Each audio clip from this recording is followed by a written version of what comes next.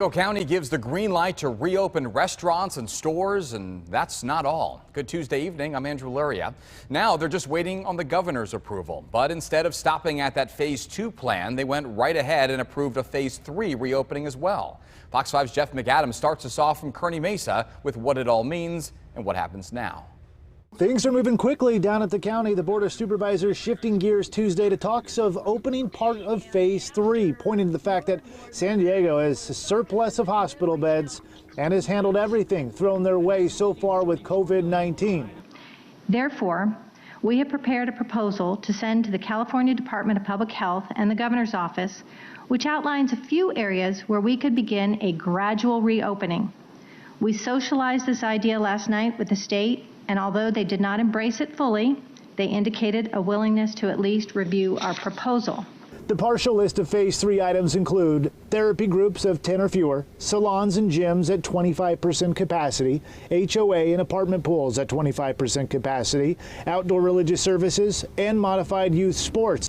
Former San Diego State Aztec basketball player and director of Bulldog Sports, DJ Gay, says it's a pleasant surprise, but notes there's limits to how many kids can be on the court or a field at a time. But, we'll take anything, 12 kids, 5 kids, whatever the case may be. I know everybody's anxious to get back out there. I like the rules that they put in place. It's going to be tough with the, no high fives and things like that. But I think this is also an opportunity for kids to learn how to use their voice, right? Become leaders in the right way. The board approving partial phase 3 by a vote of 4-1. The one no coming from Supervisor Nathan Fletcher, who writes, I share the concerns of the multiple hospital leaders who are strongly opposed to moving into stage 3 now. I believe a wiser course of action is to fully and safely implement stage 2, monitor any impact of our public health situation, and prepare for successful implementation of stage 3 in the coming weeks.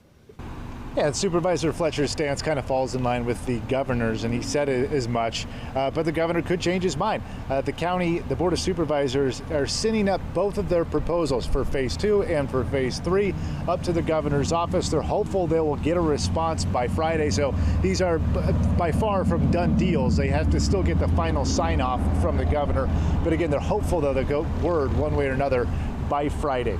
For the County Board of Supervisors, Jeff McAdams, Fox 5 News.